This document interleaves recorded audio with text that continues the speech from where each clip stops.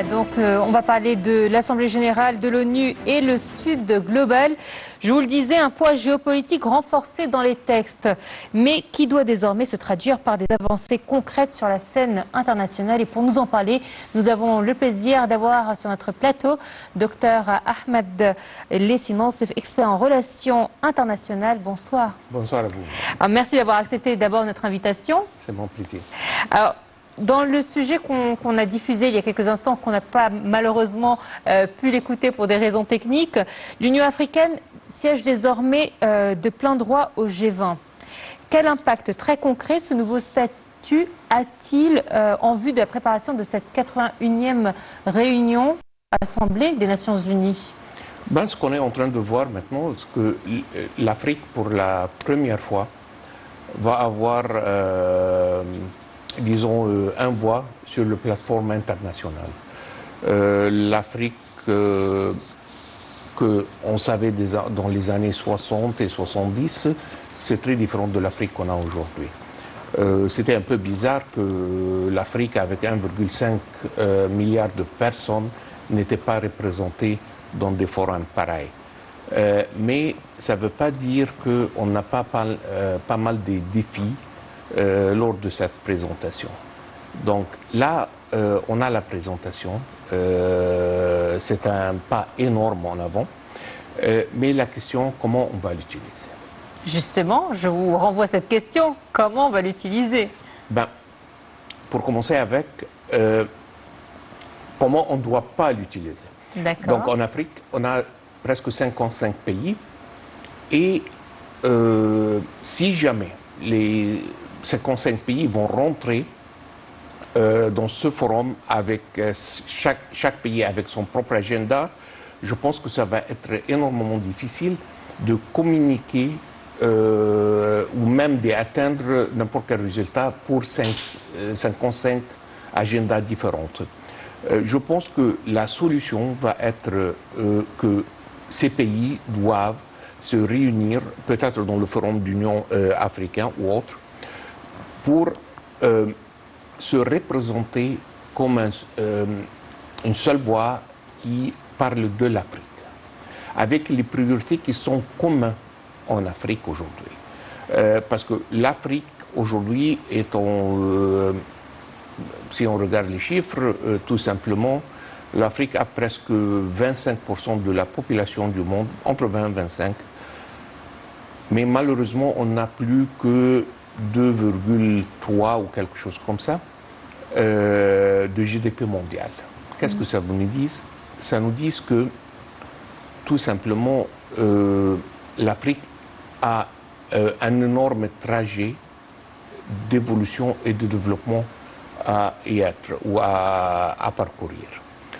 Et là, c'est un peu une deuxième fois. Si on va rentrer avec 55 agendas, ça va être pratiquement impossible de gérer la position de l'Afrique. Mais pourquoi le continent africain a besoin d'une voix pour 55 pays, alors que l'Amérique latine, l'Europe ou l'Asie n'ont pas besoin d'une voix pour représenter le continent? C'est pas question de combien de voix, mais la question c'est un peu plus, c'est quoi les priorités à présenter? Ça peut être présenté par une, deux ou trois voix, ça ne change pas grand-chose. Mais ça ne peut pas être 55, c'est ça l'idée. Donc l'Afrique, pratiquement tous les économiques africains subissent un poids trop lourd qui n'est pas gérable des dettes internationales. Et là, on voit que ça devient de plus en plus un obstacle pour le développement de l'Afrique. Donc le système monétaire international doit être révisé, changé et adapté pour que le continent ou les pays en Afrique, disons, ont une chance, seulement une chance, pour gérer leur développement. Si on va continuer dans la situation pareille où on est aujourd'hui, ça va être énormément difficile d'avancer, qui va avoir des répercussions normalement, notamment sur le reste du monde. On voit que un des défis, le plus grand défi vraiment, c'est celui des dettes. On a aussi le défi de climat. Donc, l'Afrique est en train de souffrir à cause des changements climatiques qu'on est tous en train de subir, mais vraiment, ce n'était pas la contribution de l'Afrique dans ce problème est vraiment minime, parce que par définition, ces problèmes viennent des pays industriels. Donc notamment la Chine, l'Europe et le nord de l'Afrique. Sans compter qu'il y a eu énormément de promesses lors des différentes COP, depuis la COP de Paris en 2021 jusqu'à la dernière. Il y a eu énormément de promesses qui ont été faites par les pays développés envers l'Afrique qui n'ont jamais été tenues finalement. Absolument.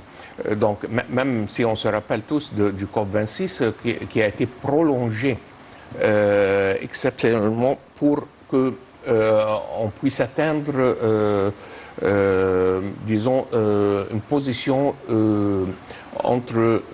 jointe entre l'Afrique et le reste du monde. Mais malheureusement, ça reste un peu des paroles, ça reste du noir sur blanc, mais sans aucune exécution. Ça ne peut pas aider la situation de l'Afrique aujourd'hui. Donc ça, c'est un axe très très important.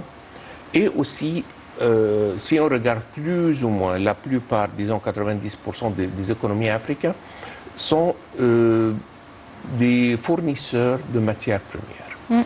Donc là, ce qui doit changer, c'est que cette position change, que l'Afrique devient plus ou moins une zone industrielle ou disons semi-industrielle, ça veut dire au moins, c'est pas seulement des matières premières qu'elle est en train de fournir pour qu'ils se fabriquent dans d'autres pays un peu partout dans le monde, mais qu'il y a une valeur ajoutée assez importante qui se passe en Afrique.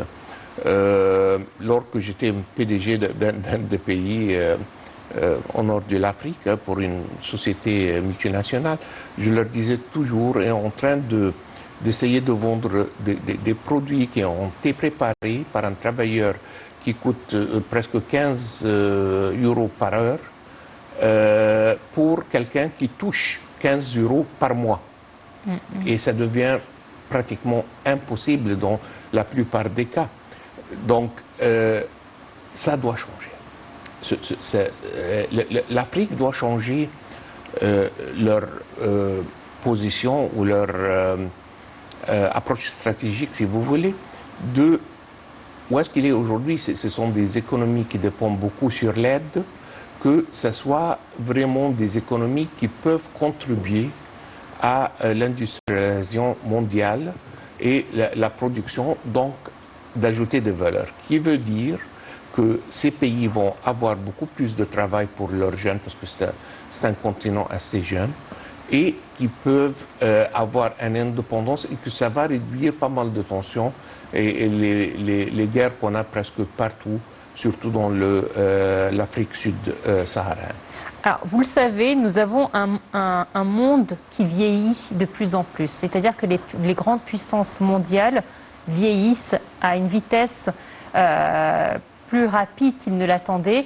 Le continent européen, on le sait, a mal géré son taux de croissance. Les États-Unis, c'est la même chose. La Chine, avec sa politique de restriction d'un enfant par couple, va se voir obligée d'avoir à un moment donné un gap, si je peux me le permettre, au niveau économique.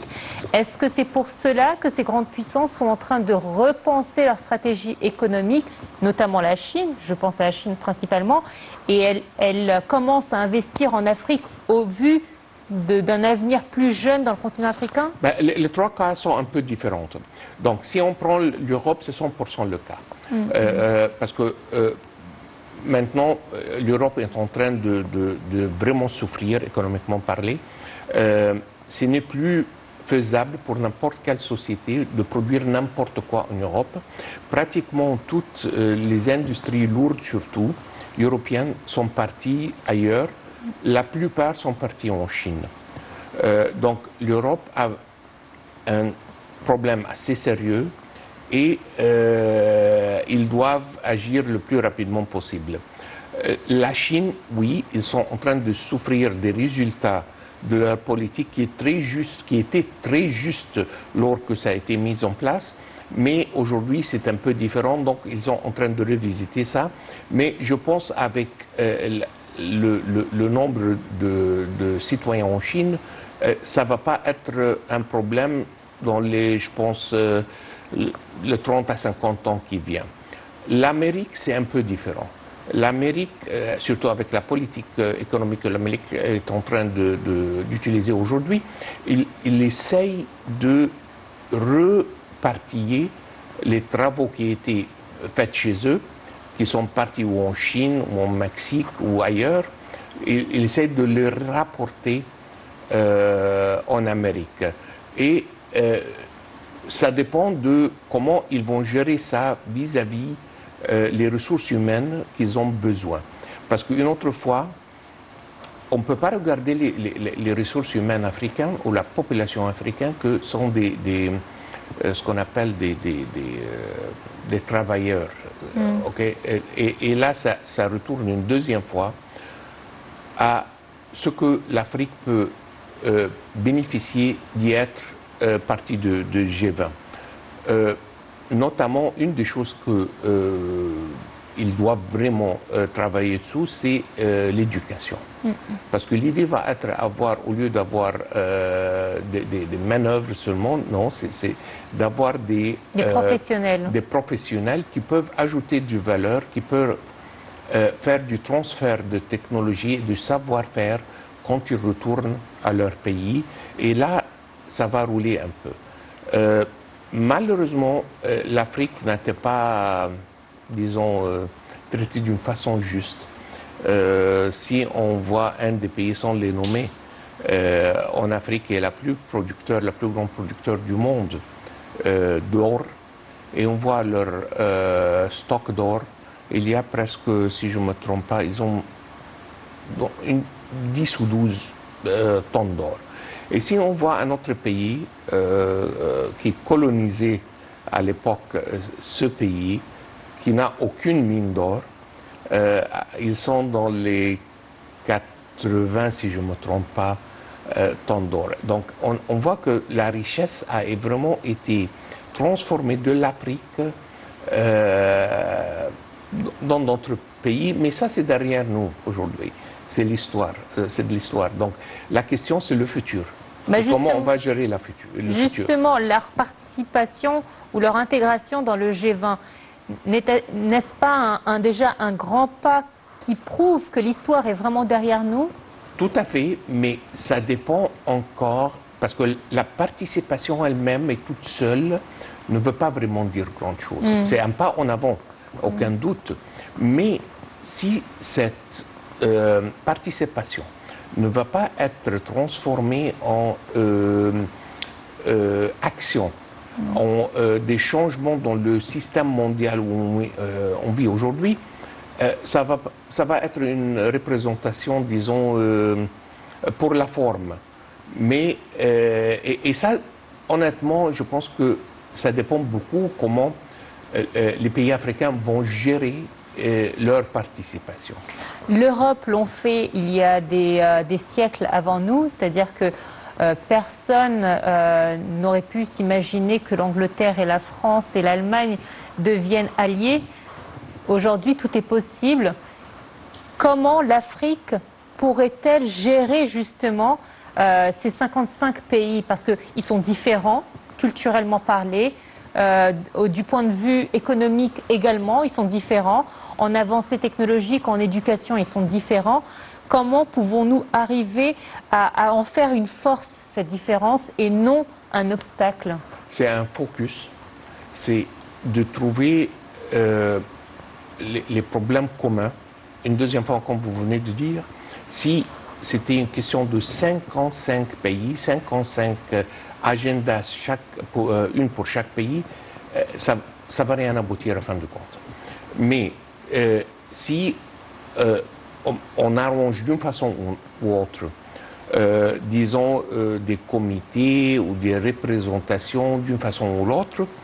Et là, on peut se focaliser, par exemple, sur l'histoire des dettes et du financement, parce que ça, c'est vraiment critique et c'est un grand obstacle vis-à-vis du développement de l'Afrique, sur la santé et comment on peut gérer la santé.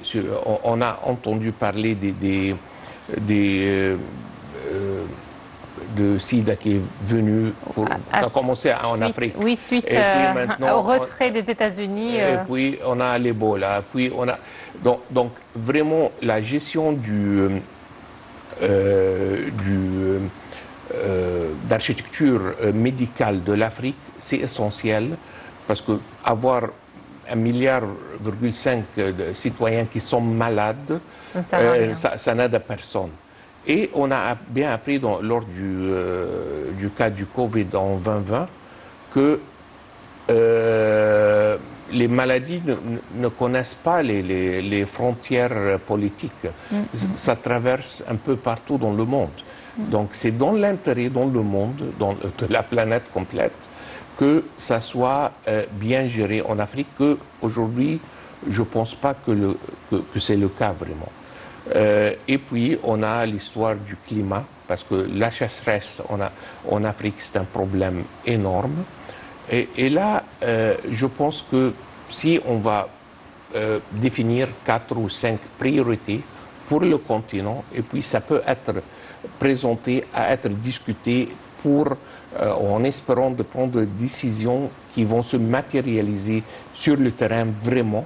Et là, je pense que ça veut dire, la représentation de l'Afrique, ça veut dire une grande chose. Ça va être un grand changement. Au cours de cette dernière décennie, on commence à voir des sommets Russie-Afrique, Japon-Afrique, Chine-Afrique, qu'on n'avait jamais entendu parler auparavant. L'Europe s'est toujours intéressée à l'Afrique par sa colonisation, les États-Unis la même chose, mais c'est vrai que nous avons de nouveaux acteurs dans la région. Est-ce qu'on peut les percevoir comme de nouveaux alliés qui pourraient justement aider l'Afrique dans son développement et lutter contre cette dette et développer cette infrastructure médicale en Afrique, ou est-ce que c'est un nouveau genre de colonisation? Malheureusement, moi, personnellement, comme une opinion personnelle, je pense que c'est un peu plus de la deuxième que la première, parce que il n'y a pas vraiment, dans les relations internationales, ce sont des bénéfices. Donc, et là, que si l'Afrique comme continent va se présenter comme on a un peu d'aide, aidez-nous, peut-être ils vont recevoir un peu d'aide, mais contre ça, je pense qu'il va être sous la table un prix assez cher pour payer. Donc là, je pense que le plus grand défi de l'Afrique, c'est comment elle peut se représenter, qu'elle peut ajouter du valeur. Et automatiquement, ça peut venir, l'aide va venir automatiquement, mais c'est pas à l'envers, c'est pas aidez-nous. On a par exemple la Chine qui est en train de pénétrer l'Afrique très agressivement, mais ils sont en train de contrôler l'économie des pays qui sont en train de rentrer dans des projets ensemble. Donc là, ça devient un peu un autre défi. Pourtant, dans l'économie, on a aussi la stratégie win-win, gagnant-gagnant. C'est comme ça que ça doit être. Mais là, je pense que la façon avec laquelle il a appelé le win-win, qu'il gagne 2 fois. C'est moi qui va win, et puis moi, je vais faire un autre win aussi. Et c'est pas ça l'objectif ou ce qu'on peut faire. Donc je pense que aussi ne pas avoir une position fixe, ne pas avoir une agenda qui est partagée par ou dans chacun de ces forums, ça fait les choses qui deviennent de plus en plus difficiles. S'il y a toujours un agenda spécifique qui est présenté dans tous les forums, donc je pense qu'on va avoir une synergie, on va être capable d'avancer. Mais jusqu'à maintenant, c'était un peu la Chine avec quelques pays, puis la Russie avec d'autres pays, et chacun gère son propre agenda, qui n'est pas vraiment la façon pour gérer le continent comme une seule voie.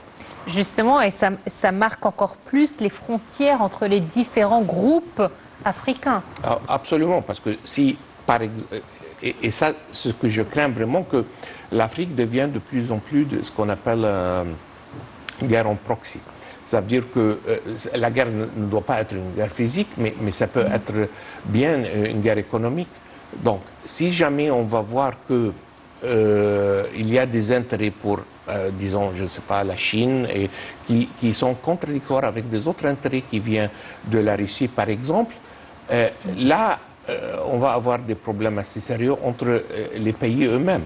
Et ça, plus ou moins, on va retourner au temps du guerre froide entre l'Union soviétique et l'Amérique, mais avec d'autres joueurs, si vous voulez. Est-ce que le champ de bataille ne va pas se déplacer également du Moyen-Orient vers l'Afrique?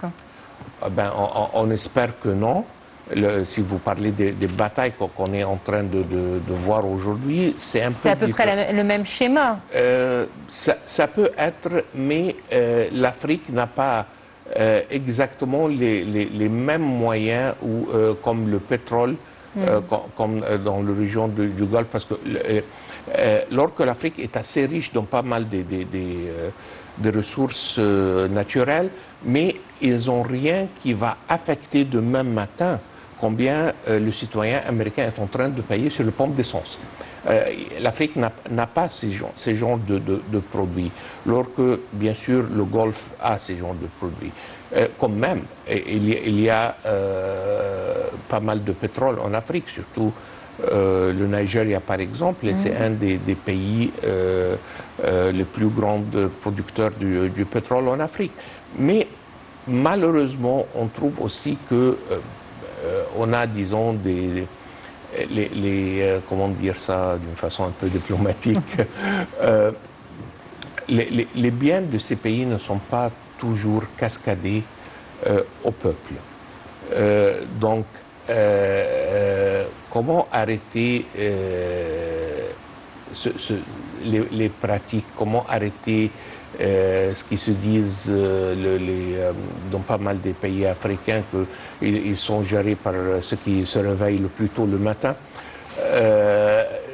Donc ça reste encore un défi, et je pense que c'est à partir de la diplomatie et la démocratie qu'on peut injecter ça en Afrique. On a l'Inde qui est aussi grand que l'Afrique, mais ça reste toujours une démocratie, avec pas mal de pauvreté quand même en Inde, mais ça reste une des plus grandes démocraties du monde. Je vais retenir donc cette nécessité de diplomatie et d'une union pour pouvoir avancer en guise de conclusion pour cette édition. Docteur Ahmed Lessinosef, merci infiniment d'avoir été des nôtres ce soir pour nous parler justement de ces préparatifs à un mois du 81e Assemblée Générale des Nations Unies. Merci infiniment. Merci.